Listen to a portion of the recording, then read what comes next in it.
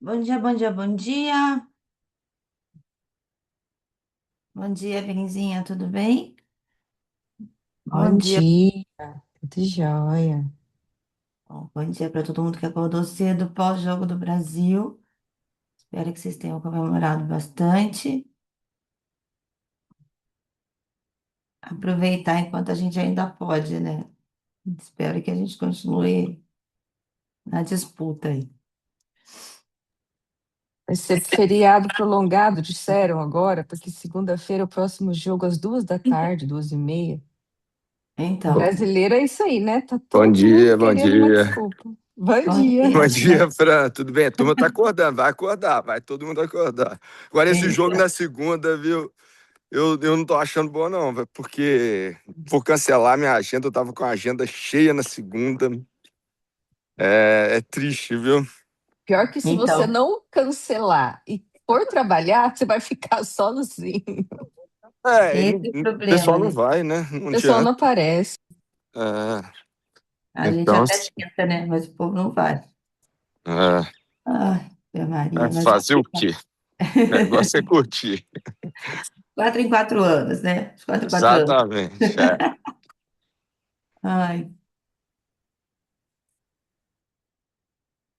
Ai, bonitinho. Obrigada, Túlio.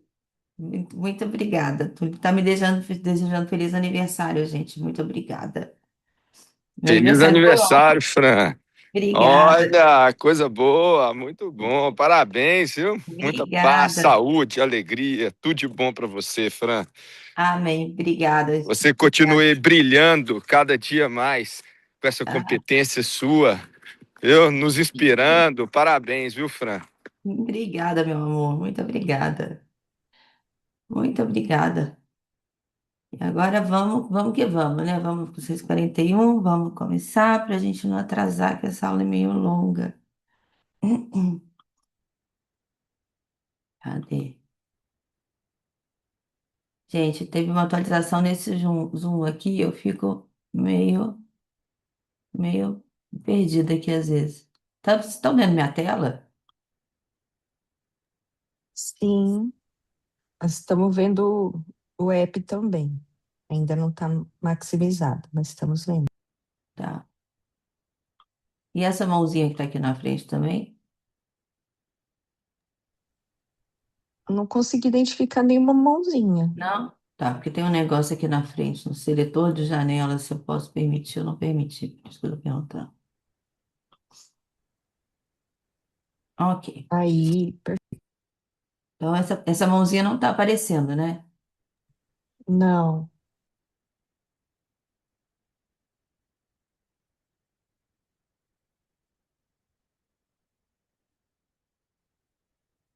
Vou. Acho que vou ter que permitir isso aqui para o trem sair da minha frente.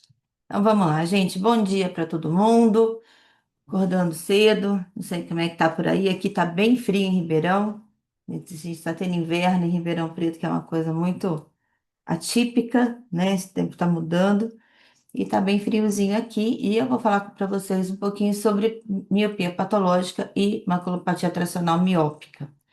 É um tema que eu gosto bastante. A gente tem feito algumas cirurgias diferentes aqui com esse tema, mas o objetivo é trazer um pouquinho mais sobre essa doença para todo mundo. Sempre agradeço aqui ao Moisés, ao João, ao Vitor, ao Bruno, ao Leonardo, porque é um trabalho que a gente tem feito de alguns anos para cá, com buccal de mácula em alguns casos mais graves. Então, os meninos colaboram muito aí na edição dessas cirurgias e no atendimento desses pacientes.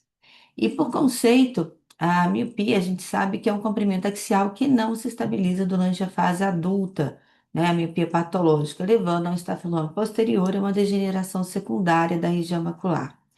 É, o conceito, ele diz que até 4 graus a gente tem uma miopia e acima de 4 graus nós teríamos a chamada alta miopia e acima de 6 a 8 graus a miopia, desculpa, acima de 8 graus ou o diâmetro antero-posterior acima de 28 milímetros, a chamada miopia patológica.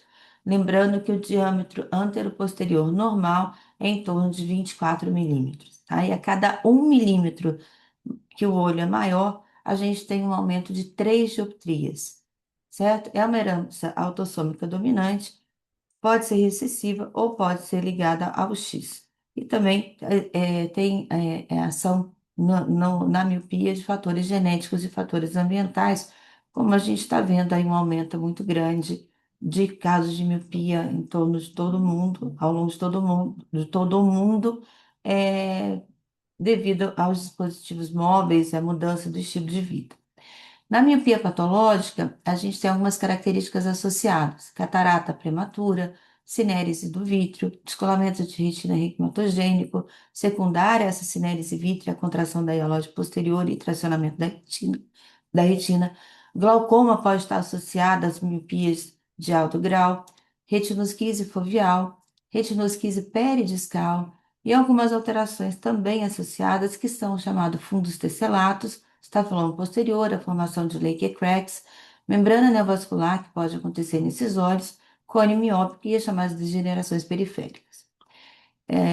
Então, aqui só para a gente lembrar, né, do tipo de catarata, a catarata no olho míope é uma catarata que não vai ser uma catarata madura, porque pode até vir a ficar madura, mas geralmente é uma catarata que acontece em pessoas mais jovens e é uma catarata nuclear. Então, quando você tiver um paciente que tem um grau que está aumentando, não necessariamente que ele tenha um aumento do comprimento axial, mas observa o cristalino, faz o corte da fenda, ver se o núcleo cristaliniano ele não está ficando mais denso, porque esses pacientes eles têm catarata mais precoce e é uma catarata mais miopizante. O grau vai aumentando também, sem você ter essas características outras associadas de descolamento de polo posterior, de foveosquise e tal. Então, o ACT ele é mandatório hoje, eu acho que para uma avaliação pré-operatória de catarata, mas no olho míope ainda mais, para a gente ver se realmente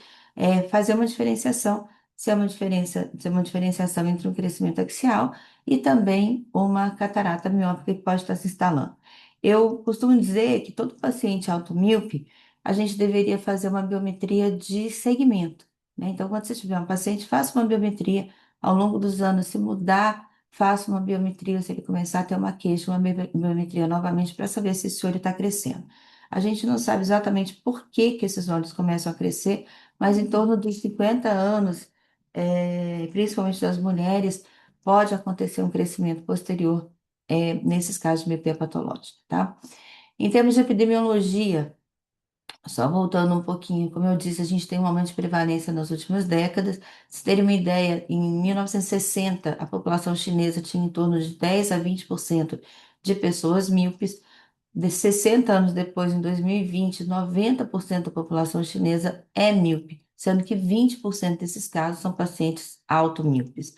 Nos Estados Unidos, 50% da população adulta jovem é míope, e no Brasil a gente tem em torno de 30%. Então, são dados bem significativos e dados de aumento também muito significativos. E isso tem uma relação muito grande aí com o dispositivo eletrônico, principalmente o uso entre crianças de 7 a 9 anos, uma vez que a Sociedade de Pediatria ela recomenda que toda criança precisa ter 2 horas de atividade ao ar livre por dia para que você faça o quê? Eu falo que é para você alongar o olhar, para você aprender a olhar de longe esse olho crescer de forma adequada, senão de forma contrária, a gente está sempre com a contração de perto, e isso faz com que haja um aumento axial, tá? Então, lembrar sempre disso. Lógico que pais míopes têm uma maior predisposição a ter filhos míopes, e aí a gente tem que estimular e faz parte da nossa profissão também orientar os pais em relação ao crescimento do olho, à miopia e também a orientação de que essas crianças precisam de estímulo para poderem se desenvolver da melhor maneira possível. O grupo do Iannuzzi propôs uma classificação em 2018 para tentar estandartizar esses achados clínicos, né, sobre a miopia. Então, eles colocaram que a miopia ela pode ser qualitativa ou quantitativa. A qualitativa é a miopia refracional, que pode ser uma miopia de curvatura, por uma alteração da córnea ou do cristalino, serem mais curvos, ou uma miopia de índice, que é uma alteração do índice de refração do cristalino. E a miopia axial, onde o comprimento axial compete aqui com o comprimento com poder refrativo, com olhos mais longos, né?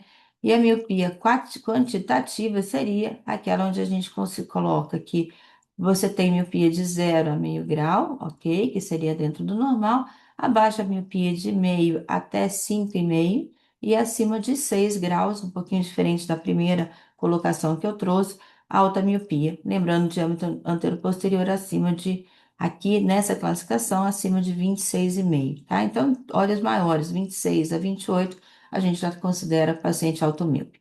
E isso faz com que haja alterações associadas, como estafiloma posterior, no polo posterior, estafiloma, é, lesões atróficas córneo-retinianas que vão se desenvolver, porque esse olho vai ficando muito longo, neuropatia miópica e a chamada neuropatia, miopia patológica ou miopia degenerativa. E isso se dá por quê? Porque a gente tem forças anteroposteriores e laterolaterais que vão incidir sobre esse olho, fazendo com que haja um estiramento do globo ocular, tanto na porção lateral quanto na porção anteroposterior, aí sofrendo então as forças centrípetas e as forças centrífugas, tá? Isso leva a alterações degenerativas na esclera, na retina e na coroide. Então, o aumento do diâmetro anteroposterior, como a gente vê aqui, ele está ligado a essa inibição de ligações covalentes do colágeno, deixando essa esclera mais, mais mole, mais frágil, e isso leva a um desenvolvimento progressivo do estafiloma posterior. Quando a gente tem essas forças centrífugas, é, laterolaterais, a gente tem as chamadas degenerações retinianas laterais, ou seja, látice, Pavestone, banco sem pressão, degeneração hipoide-Leppe, que são alterações que podem levar a descolamento de retina, por isso que a gente tem que ficar atento à periferia do olho míope, tá? E aqui não só do olho míope, só do olho alto míope, né, na miopia patológica conhecida, como também no olho alto míope, e, obviamente, em qualquer olho que às vezes a gente não tem miopia, tem essas alterações na periferia, mas são maior predisponentes nos olhos automíopes. E existe um aumento de predisposição para descolamento de retina no olho míope em cerca de 3% em relação a uma pessoa emétrope. Então, a gente tem sempre que mapear. Então, na periferia, a gente vai ver essas alterações frágeis, né? Que são essas degenerações em látices, essas alterações de coloração, aqui não, tá, gente? Isso aqui é alteração híbrida limitante, mas aqui vocês veem que a gente tem áreas extensas e áreas com buraco. E quando você tem látices com buraco, é mandatório a realização de laser, como a gente está vendo aqui, ó. Látice aqui tem buracos, é mandatória a realização de laser devido à possibilidade de rompimento, né, de formação de rupturas dessas áreas e eventual descolamento de retina. Então, o laser, o que que a gente vai fazer? A gente vai cercar de preferência 360 graus uma área de látice. O ideal é que a gente coloque de 2 a 3 fileiras para que possa ficar bem protegido. Se você coloca uma fileira só, se por acaso essa retina romper, eventualmente ela pode ultrapassar essa única fileira. Então a gente sempre coloca 2, 3 fileiras para que a gente possa ter uma margem de segurança caso haja uma rasgadura. Lembrar que às vezes você está fazendo um exame de fundo de olho, você vê um opérculozinho aqui, assim, ó, uma bolinha, um pedacinho de opacidade vítreo. E às vezes a retina ela é tão fina que a gente não consegue ver muito bem embaixo, tá? Então, sempre que você vê um opérculo, tome mais cuidado e mapeie melhor, para você procurar aonde está o pequeno buraco. Nem sempre ele vai estar exatamente em cima da onde tem a rasgadura. Às vezes a rasgadura está aqui e o opérculo está aqui. Então, mapeie ali na região com cuidado, para que você possa tratar e evitar que esse óleo descolhe. Porque senão, essas laces, né, são mais finas, podem romper e rompendo, elas podem levar a um descolamento de retina, e aí a indicação vai ser cirúrgica, ou pneumo, ou gaso, enfim, aquilo que foi indicado. Outras degenerações periféricas que às vezes assustam para quem não está acostumado são as degenerações em Pavistone, né, ou paving stone, que são essas degenerações que parecem meio atróficas, ou podem ser coalescentes, assim, ou estarem separadas, mas elas não são predisponentes de descolamento de retina. Mas vale ou sempre o cuidado de ficar mapeando. Essa outra lesão aqui é um chirp, que a gente chama, é uma hiperplasia benigna do epitélio pigmentário, que às vezes a gente vê, isso aqui não é um foco de toxoplasmose, eu trouxe mais para ilustrar, e também é uma alteração benigna, não está muito associada a descolamento de retina, mas são alterações que a gente pode encontrar, tá? E em relação ao alongamento ainda do globo posterior, a gente tem também a ectasia escleral, que vai levar ao estafiloma. Então, nem sempre o estafiloma ele é todo certinho antero-posterior, mas como eu disse, ele pode ser lateral, mas também não necessariamente com uma anatomia correta, mas ele pode ter um estafiloma meio tangenciado para os lados, isso depende da intensidade da força que incidiu sobre aquele olho. E a gente tem vários tipos de estafiloma, né? Então, por classificação, a gente tem os estafilomas, aí baseado nesse estudo do Curtin, que vai de 1 a 10, né? Esse estudo foi feito na população japonesa, mas a gente vê muito isso no dia a dia, para quem está acostumado a atender paciente muito alto nível. Então, os primários são os estafilomas que vão do 1 a 5 e os compostos que vão de 6 a 10.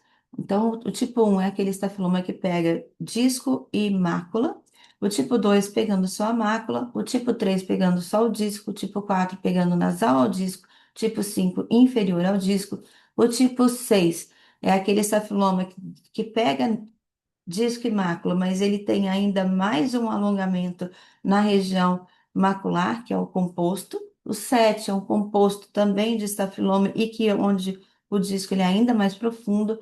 O tipo 8, ele envolve um pouquinho mais, mas o estafiloma também está mais anasalado. O tipo 9 é aquele estafiloma que ele é tão grande que a gente vê o esporão escleral. Acho que você já deve ter visto isso, quando o olho, você vê uma área branca senta, e aí você tem um fundo aqui e tem um fundo aqui.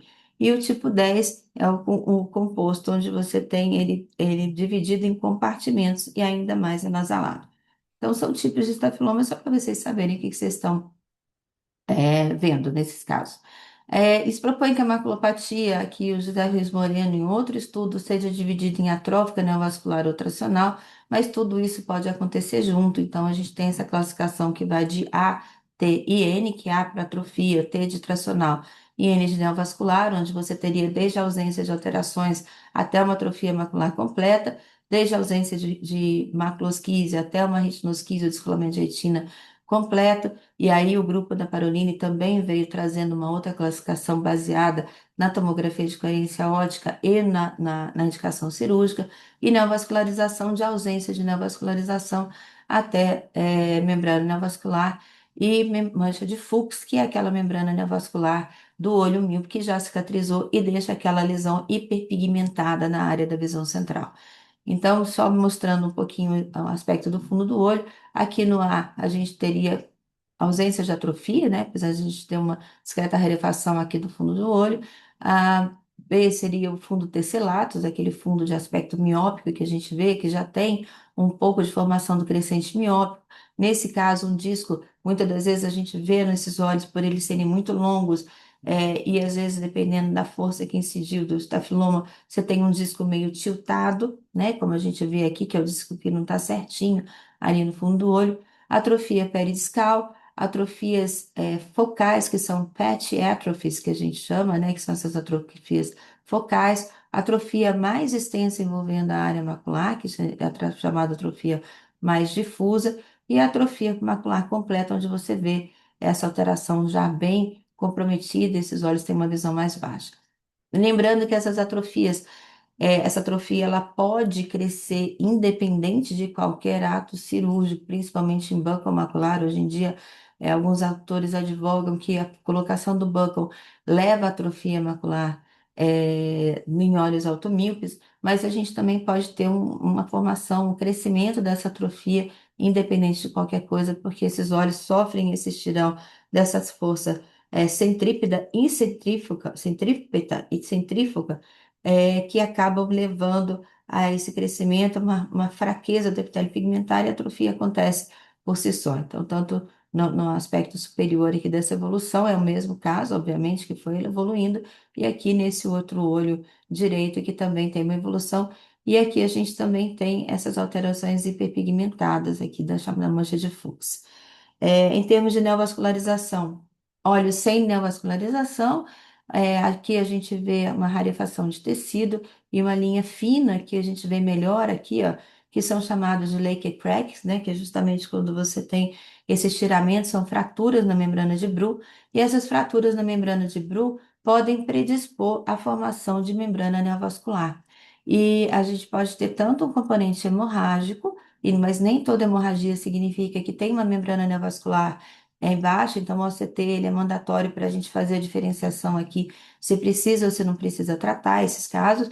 E em fases mais tardias, onde você já tem uma cicatrização, você tem uma hiperpigmentação, que é a chamada mancha de Fuchs, que é uma membrana neovascular cicatrizada, tá? Acontece em cerca de 5 a 10% e geralmente em olhos maiores de 60 anos. Aqui uma outra classificação baseada no afilamento pelo OCT, só para a gente saber que a gente vai achar essas alterações em fundos tesselados, a gente vê que tem uma atrofia coreo-retiniana mais difusa em olhos, porque esses olhos são muito finos. Essas PET atrophies no OCT, elas vão se mostrar mais refrativas aqui nas áreas de atrofia e na área de atrofias mais extensas, a gente vê que tem uma atrofia maior aqui também da coroide e da retina externa, levando muitas das vezes a uma visão mais baixa.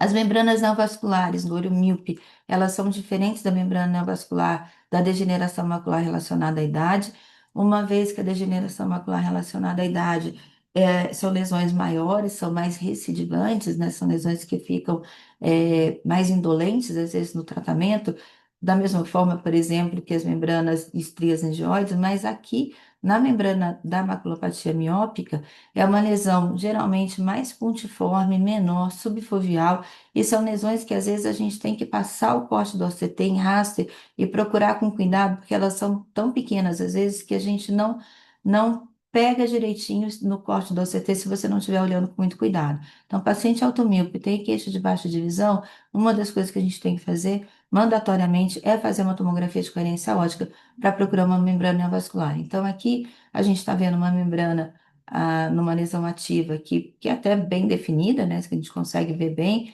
Esse aspecto fundo é porque o olho é muito grande, e aqui a gente tem um pouquinho de líquido ao redor dessa lesão. Aqui já é uma cicatriz, e aqui uma fase um pouquinho mais, um outro corte, né? Que a gente vê a área de atrofia ao redor, que é mesmo dessa progressão. Mas sempre procurem, tá? E tratem, na dúvida, a gente tem que tratar se ela está ativa ou se ela não está ativa, que essas membranas cicatrizam muito rápido, então elas são uma urgência, por assim dizer, porque elas cicatrizam e deixam uma baixa visão irreversível. E elas não vão ficar recidivando, tá? É muito difícil uma membrana miópica ficar recidivando. E o OCTA é uma ferramenta muito válida aqui para a gente identificar se existe mesmo uma membrana neovascular ou não, quando você tem dúvida, né? Então, o que que a gente vai ver? A gente vai ver no plexo mais profundo que tem uma lesão hiperativa aqui, que correspondente à membrana neovascular. Aqui é um caso do consultório, né? Às vezes a membrana vem com sangramento associado, mas você vê essa lesão que a gente chamava antes de lesão branca acinzentada na região foveal. Então a gente tem que fazer o OCT, tá aqui a confirmação da membrana, veja que ela não é com aspecto tão ativo, igual como a outra que você tem líquido ao redor, mas é uma membrana que precisa ser tratada. E aqui você está mostrando também a membrana aí nesse quadrante. E aqui pré-tratamento, pós-tratamento, com uma melhora significativa da acuidade visual, que se você não trata, vai manter esse paciente com visão baixa ao longo da vida. Lembrar também que nem todo sangramento é uma membrana neovascular, então você tem que fazer o exame e definir aqui só sangue, ó, e a gente não tem membrana neovascular aqui no slab do CT e do CTA, tá? Então, lembrar que nem todo sangramento é uma membrana neovascular. E às vezes com essas Lenker cracks e o olho tão grande, às vezes a gente pode ter algumas hemorragias, não só na região macular, mas às vezes espaços pelo estiramento, que não significa que a gente tem que tratar também. Outros achados que a gente pode ter próximo, no fundo de olho, relacionado à miopia patológica, são as cavitações. As cavitações, elas podem ser peripapilares ou embaixo da região macular, tá? Então, isso aqui é uma cavitação, ó. São esses achados que nem sempre às vezes sabe como descrever. E às vezes você tem, pela posição da esclera, e do disco, você tem como se você tivesse uma fenestração aqui do lado, como se a esclera acabasse e fizesse um vazio também, peripapilar, tá? E geralmente essa escavação da coroide, geralmente só a coroide está afetada, a esclera não está. E aqui, ó, uma outra cavitação próximo da região foveal. Então, esses achados chamam-se cavitação. Uma outra alteração que nós temos também é o dome shape mácula, né? E é essa alteração que você vê uma protusão, ao invés do olho fundo, você tem uma protusão em direção à mácula. Acredita-se que isso seja um fenômeno compensatório do crescimento posterior, então haveria um dobramento da parede escleral com a coroide ali, jogando ela para cima para que você conseguisse compensar um descolamento de polo posterior e formação de buraco. Isso geralmente mantém um fluido subretiniano com essas características, com essa alteração a nível de pele pigmentário, né, moteada. Aqui a gente tem às vezes um aspecto até meio lavado, como se fosse uma serosa central, mas é importante fazer uma diferenciação quando você vê esse aspecto de dome shape, isso não é uma serosa clássica. Esses olhos respondem mal a antiangiogênico, é, é muito difícil, você vai usar o antiangiogênico só quando você tem membrana neovascular associada, que pode ter membrana neovascular associada aqui.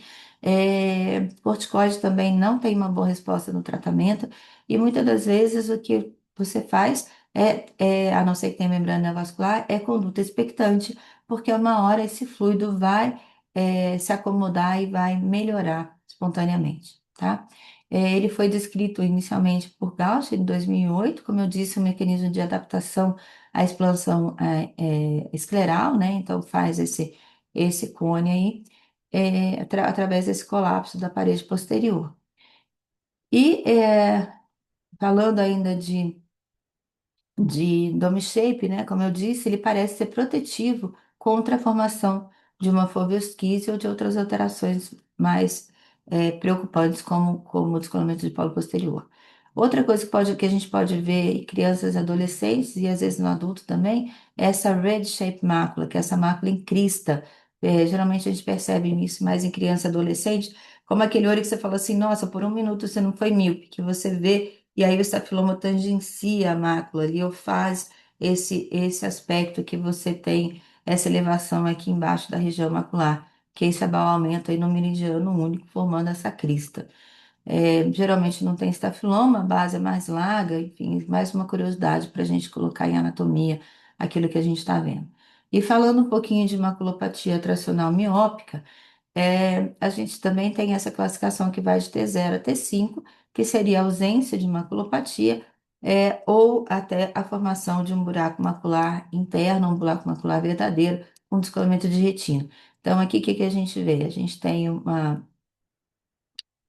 uma força, uma força sobre a hialóide posterior, que não está toda descolada, mas você já tem um estiramento. A gente tem uma esquise na região macular, né? E aqui também, aqui nesse caso, a gente tem uma formação de um buraquinho lamelar interno aqui. Mas muitas das vezes esse aspecto da esquise. A gente nunca deve usar só o corte radial quando a gente está analisando o buraco de mácula e mesmo na esquise, tá? Porque às vezes desculpa, radial, esse slab horizontal, porque às vezes você corta o teto da esquise e acha que tem um buraco. Então, sempre procure fazer o radial, porque aí você consegue rodar 360 para você realmente ver se tem um buraco ou se não tem um buraco.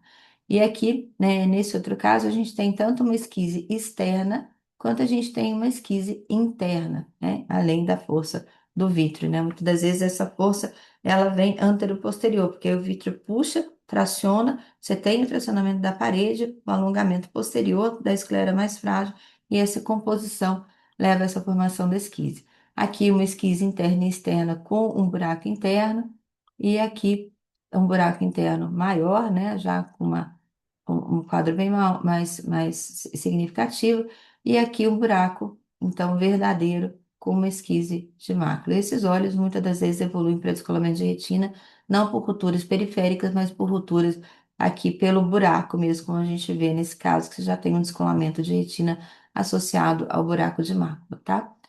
É, aqui, bom, aqui todo o composto associado, né, que a gente acabou de falar dessa classificação, não está passando aqui. E esses vetores também foram classificados, como eu disse aqui, pelo grupo da Bárbara Parolini, né, mostrando, então, através da tomografia, essas forças tanto perpendiculares quanto tangenciais, onde você tem o estágio que seria 1A, que seria a alterações da esquise interna somente, que depois poderia ter uma evolução para esquise com buraco lamelar, esquise com buraco macular verdadeiro, e quando você tem essa força mais tangencial, e quando você tem forças perpendiculares associadas, você vai tendo uma piora da esquise, um alongamento do buraco até a formação de um buraco de descolamento do polo posterior, justamente porque você não tem só a força tangencial, mas a força perpendicular junto, alongando esse olho, como eu já falei. Só estou reforçando isso para fixar bem na cabeça.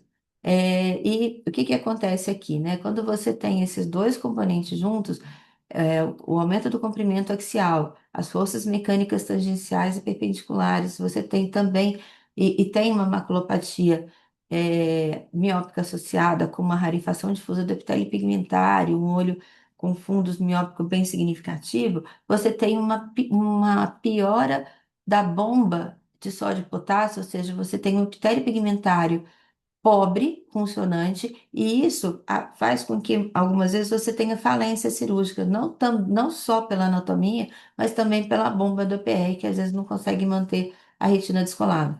O pessoal que tá, né, já tem mais experiência aí, muitas das vezes já viu casos onde você tem um descolamento de polo posterior, sem você ter formação de ruptura efetivamente pós-cirurgia de olho míope, onde você às vezes só entra, faz uma enda, aspira, a retina desce. Mas muitas das vezes ela não fica colada porque a bomba é muito frágil. Então a gente tem um risco aumentado de 50% de ter falência cirúrgica. E mais atualmente, né, vem também com esse grupo aí da Paroline uma proposta de casos onde você tem, você tem nitidamente um crescimento, um estafiloma posterior significativo, onde você poderia usar uma técnica que foi descrita pelo Guess lá em 1950, foi bastante usada, mas devido da dificuldade de você colocar o buckle, né, colocar a introflexão embaixo da região macular, ela caiu em desuso, mas vem voltando, né, aí com bastante força a moda, vamos dizer assim, dizer, para tratar esses olhos automíopes, porque às vezes, como você tem 50% de falência cirúrgica e refalência, o buccal, o que que ele faz? Ele traz a parede posterior em relação à parede anterior e cria um apoio. Isso evita que você tenha perda você tenha, compense, entre aspas, a bomba só de potássio e compense o alongamento posterior aqui da parede escleral, evitando que a retina redescore. Então, aqui neles, eles propõem que em buracos internos, dessa forma que você não tem descolamento, quando ele está começando, você poderia só colocar o buckle e progressivamente você apoiando essa retina, evitando que ela alongue mais, ele vai compensar vai compensar a evolução anatômica desse olho e progressivamente esse líquido vai reabsorvendo e você não precisa fazer cirurgia. Mas quando você tem um componente tracional, ou seja, você tem um descolamento parcial do vítreo posterior com tração na superfície, aí você teria indicação de colocar um buckle com vitrectomia. Eu tenho feito alguns casos desse, eu não faço buckle em todo mundo. Tenho buckles com só para buraco que estão muito bem, que você para buracos internos que estão muito bem, e tenho casos de buckle com vitrectomia que também estão muito bem. Então é uma técnica bastante interessante, não é tão difícil de realizar. E a ideia é justamente o que eu disse, trazer, colocar o buckle embaixo e trazer a parede escleral em direção à retina. A Bárbara costuma falar isso, né? Se você vitrectomizaria esse olho onde a retina já está em tenda, né? Então a probabilidade de você, mesmo reduzindo a tração aqui superficial, que é mais tangencial do que perpendicular, essa retina encurtada, é difícil dela se manter na parede posterior porque o olho é muito longo. Então, quando você traz a parede aqui para cima, você acaba tendo uma melhora. E eu vou mostrar para vocês um caso daqui a pouco, que é bem uma anatomia parecida com essa, mas a gente não tem essa ressonância abaulada. Eu vou pedir desculpa porque a imagem teve uma atualização no meu computador e algumas aulas estão demorando muito para baixar. E a imagem também dessa alteração aqui, lateral aqui, ela não ficou tão bonita no exemplo que eu vou dar, mas vocês vão ver como o buckle ficou bem colocado, né? Aqui só exemplificando as forças. Então, esse aqui é um caso de uma paciente que tinha tido uma falência de descolamento de retina pós-cirúrgico, pós-vitrectomia com gás, é um olho muito longo, ó, 30,83 milímetros, e teve um descolamento aqui no polo posterior. Esse aqui foi o pré-operatório dela, tá? E aqui é o descolamento depois, quando ela fez a cirurgia com um redescolamento no polo posterior, e aqui a gente vê o OCT mostrando o descolamento aqui nessa região. E aí o que a gente fez foi fazer a cirurgia, colocando esse buckle aqui embaixo da área da visão central. A gente está manipulando o buckle ali, vocês conseguem ver essa movimentação que a gente checa que ele está embaixo. Depois a gente sutura esse buckle, né, que tá sendo levado lá para baixo com esse condutor daqui, que é uma placa de titânio. E aí então a gente procedeu à vitrectomia, fez a troca fluiduária, no final da cirurgia e a paciente ficou muito bem. Ó. Aqui você tem o descolamento, aqui você tem um aplanamento da retina, e aqui você vê o posicionamento do bloco com a retina colada, e ele fica com esse arozinho aqui, têmpano superior, mostrando. Esse paciente já tem 2 anos, na verdade, agora tem quase 3 anos de follow-up, a visão está 20/200 e está mantendo estável. Esse outro caso, que é um caso mais recente, que é o último caso que a gente fez.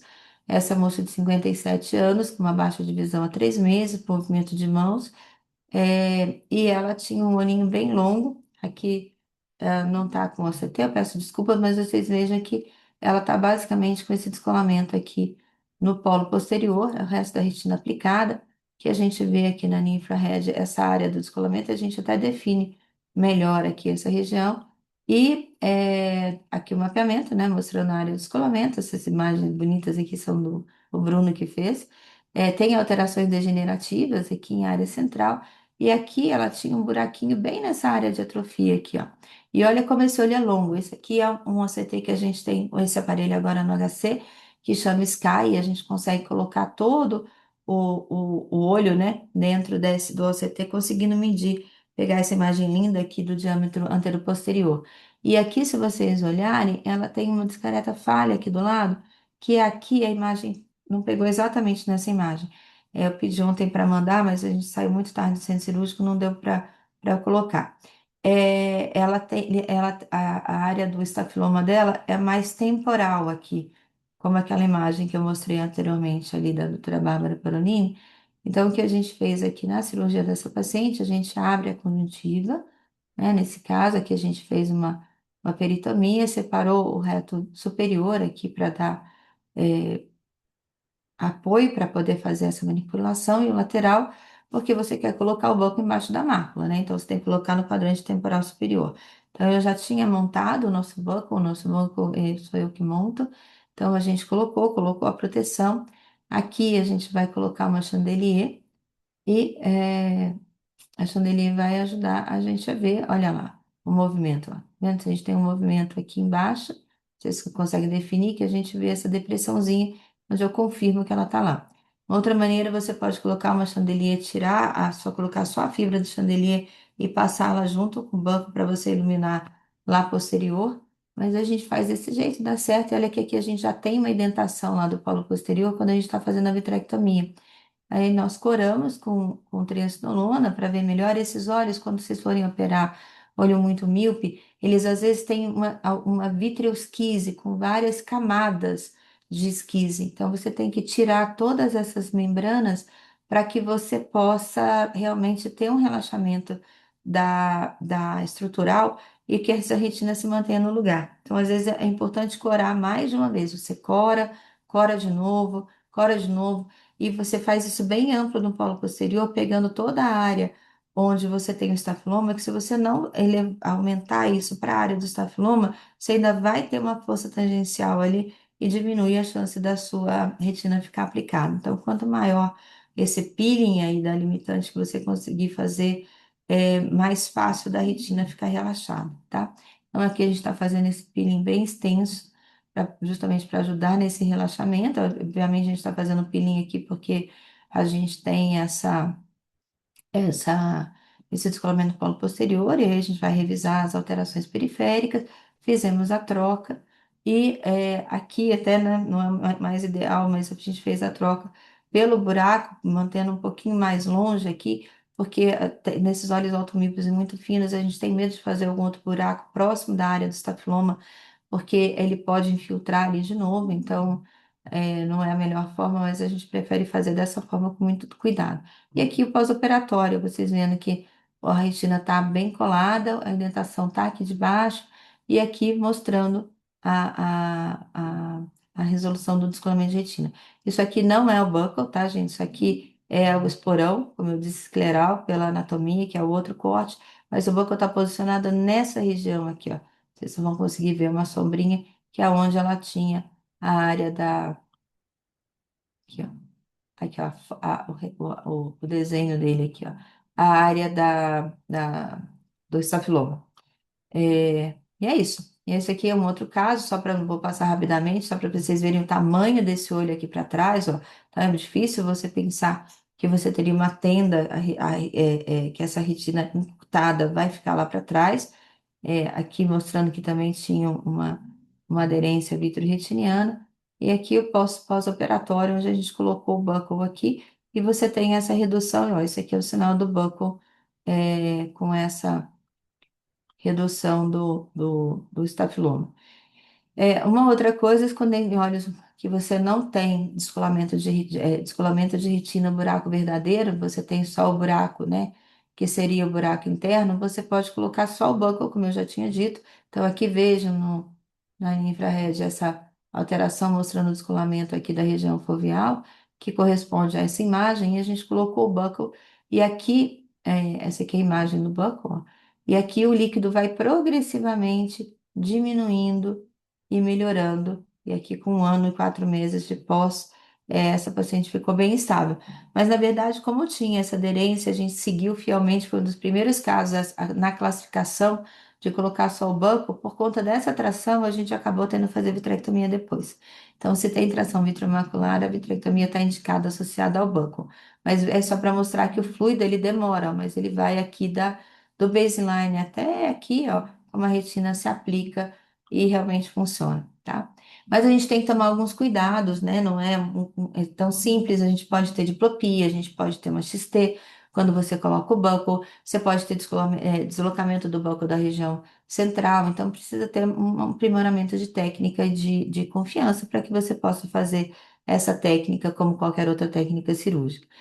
Alguns cuidados a gente também precisa ter com olhos míopes, independente de ser buckle ou não ser buckle, né? Que é tomar o cuidado em bloqueio anestésico.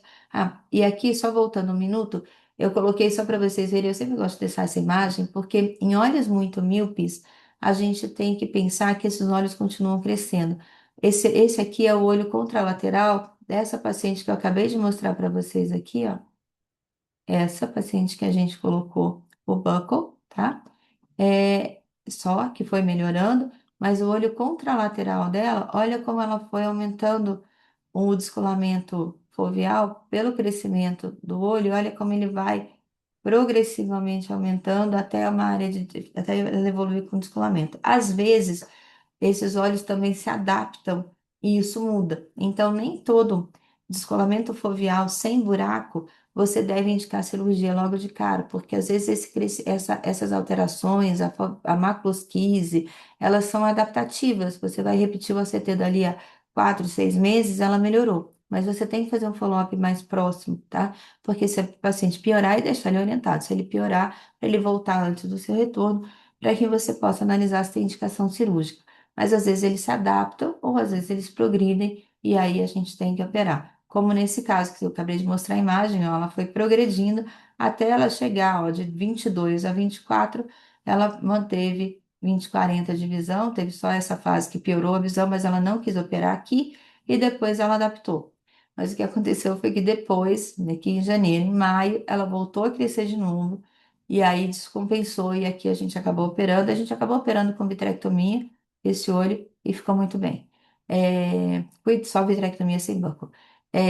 Outros cuidados em anestesia em olho míope, tá? Cuidado, realmente focar no terço temporal da chanfradura, cuidado no seu posicionamento para poder introduzir a agulha para o bloqueio, não pedir para o paciente olhar para cima, movimentar o olho para cima, só a lateral, depois que você já colocou a agulha. Cuidado com resistência para injetar anestésico, mudança do reflexo. Cuidado com hipotonia e hipertonia, que é sinal de alerta. Por quê? Porque às vezes você pode ter perfuração que esses olhos são assimétricos e são muito longos. E às vezes uma opção é você abrir a conjuntiva e fazer anestesia com a cânula, tá? Porque aí você tem menor risco de ter uma complicação como essa que a gente teve há um ano passado, retrasado, que foi uma perfuração. Olha lá, uma perfuração pós-bloqueio, que aí complica um quadro que poderia ter sido mais simples, mas que aqui a gente fez a cirurgia, saiu bem, colado, mas, né, opa, vou passar que está acabando aqui o tempo, mas uma complicação que a gente não precisava ter, tá? E lembrar que esses pacientes não devem esfregar o olho, porque o que a gente faz quando a gente esfrega o olho é ter toda essa movimentação interna, essa contração do olho e essa desarmonia, né, promovendo mais contração aí do vítreo sobre uma retina que já é frágil. Isso serve de aviso para todo mundo, né, não só para olho míope, mas principalmente para olhos míopes. Tá bom, pessoal? Então, era isso que eu tinha para falar para vocês. Depois, prevenção de progressão de miopia, estimular as crianças, enfim, uso de lente especial para conter progressão, atropina, é, e outras coisas que a gente muda, sai um pouquinho da retina, mas que é importante a gente saber classificar, saber indicar bem a cirurgia e agradecer esses meninos todos aí que estão com a gente, né? Tá faltando o grupo atual, mas esse daqui foi a base do início desse estudo com Buckle, que a gente vem fazendo aí com muita alegria para os casos que dão certo, né? Até hoje a gente não teve nenhum caso que deu errado, graças a Deus. Obrigada, gente. Agora as perguntas são bem-vindas. Se alguém quiser fazer algum comentário, eu agradeço.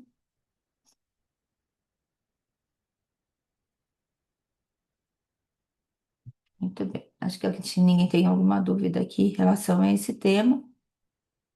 Tem.